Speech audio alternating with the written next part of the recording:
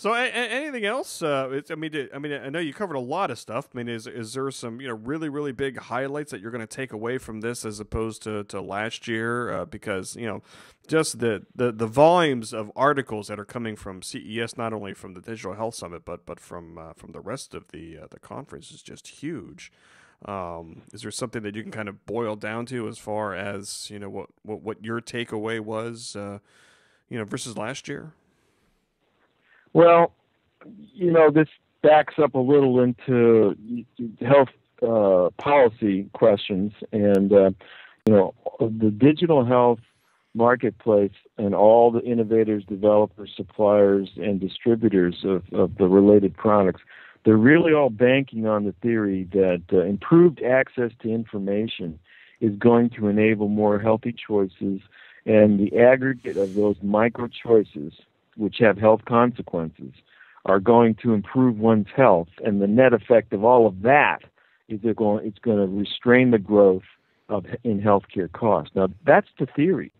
And the question is, will these devices, will these apps, will this ubiquitous connectivity and access make the difference? And, there's quite a few skeptics out there, including Ira Flatow. I mean, one of the things that really blew my mind listening to Greg Lucier, Reed Tux, and Eric Topol was, and I know he didn't intend this. If you watch the video with Greg Lucier, he says, healthcare is essentially free to people, and I think the point he was trying to make before he was quasi-rescued by Dr. Tuxen, who said, I think what Greg means is this, and then he went on to spin it.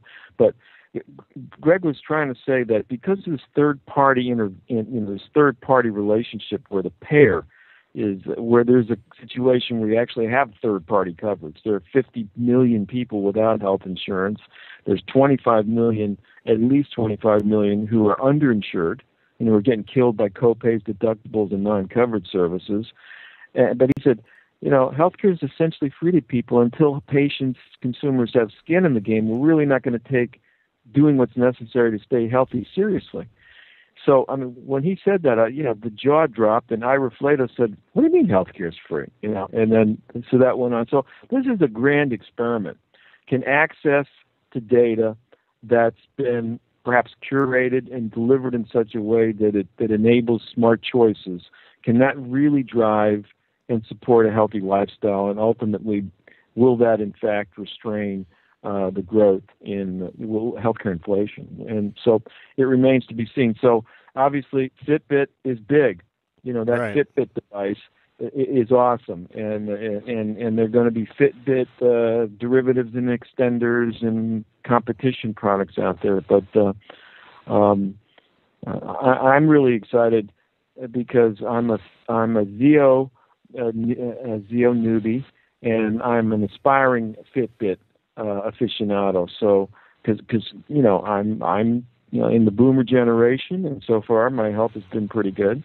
But I don't have the best. I surf and I do some exercises. I don't have the best eating habits, so I'm going to start, having skin in the game here of using these apps. I use Runkeeper as an example on my Droid, which tells me how far I ran, what my average pace was, where I stand in relation to best segment I've ever run, quickest, longest, whatever, stuff like that. So, I think it's fascinating and it's an exciting place to be, and it all remains to be seen. But, quite honestly, I don't know what alternative we have. The obesity is an epidemic.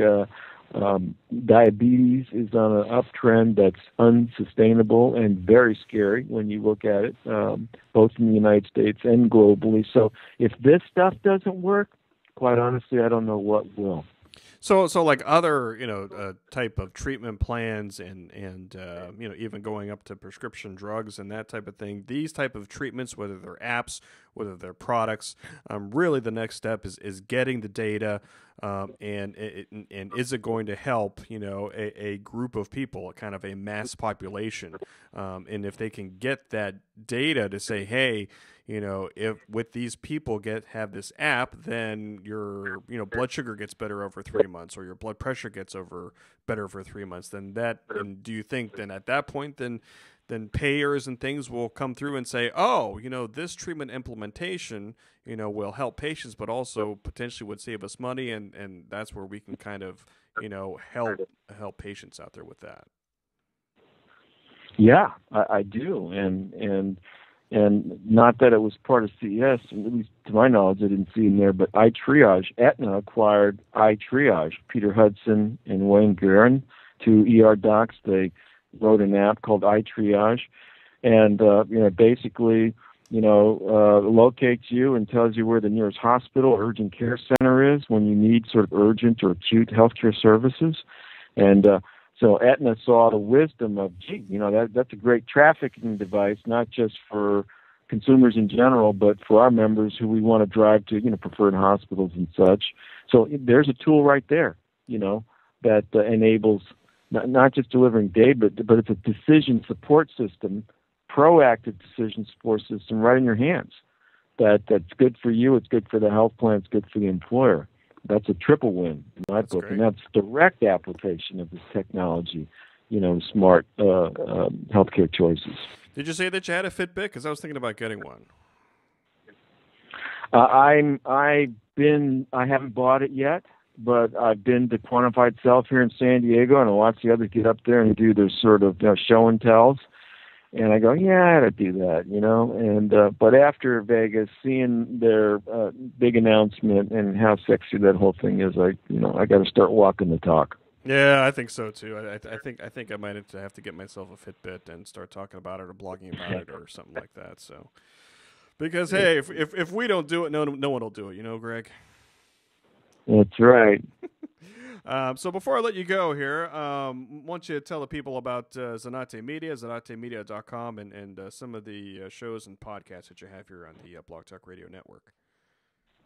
Well, thanks for that opportunity, Mike. So I tweet, and my handle on Twitter is @2healthguru, and I have a company called Zanate Media, and we're in the digital media marketing communications design space.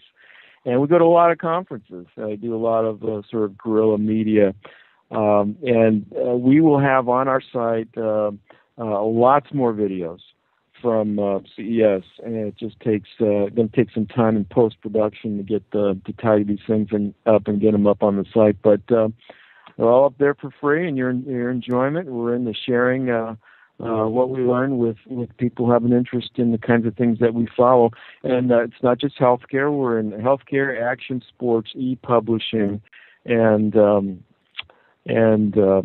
arts.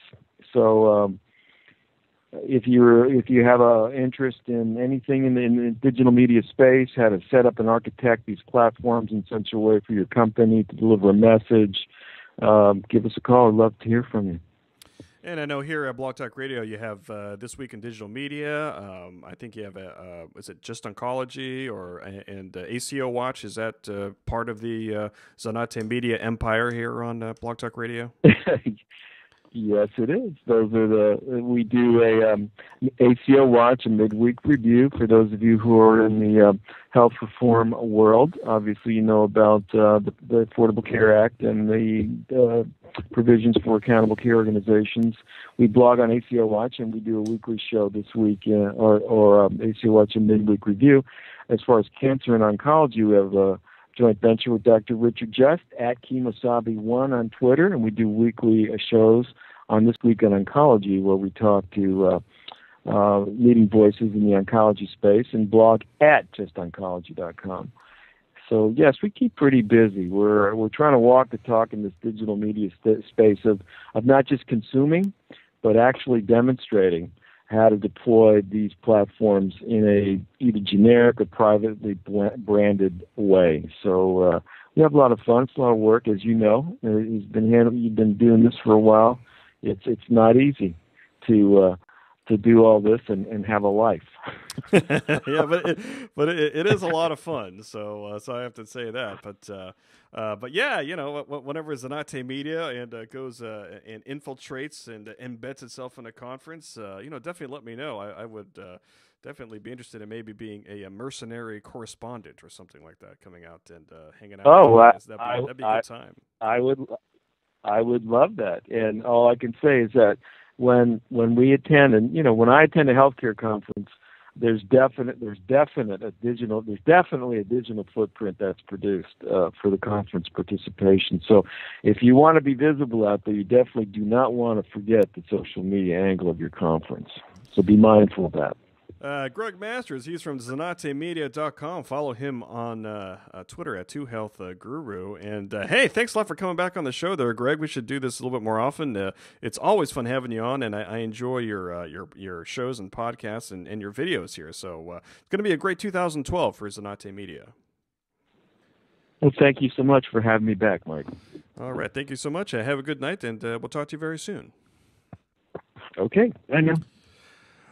All right, kids. So I have less than 2 minutes here left. So thanks to Greg Masters from ZanateMedia.com. Definitely check out their website there, ZanateMedia.com. And they have some videos there. And you can actually see Mr. Masters himself on a video there. So if you're wondering what he looks like and what he sounds like, there's a video of them, I think day one, I believe, so you can check that out there, and also check out their numerous shows here on the Blog Talk Radio Network, including This Week in Digital Media, and that's always a good time there, and also ACO Watcher this week in I think it's ACO, but you can search that on Blog Talk Radio. I apologize for messing that up.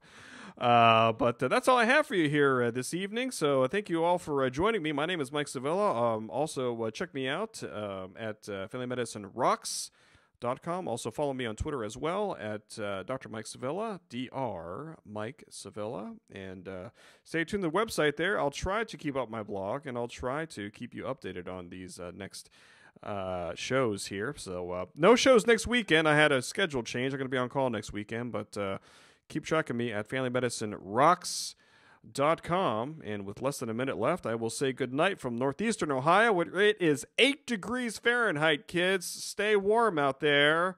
Have a good week. Good night, everybody.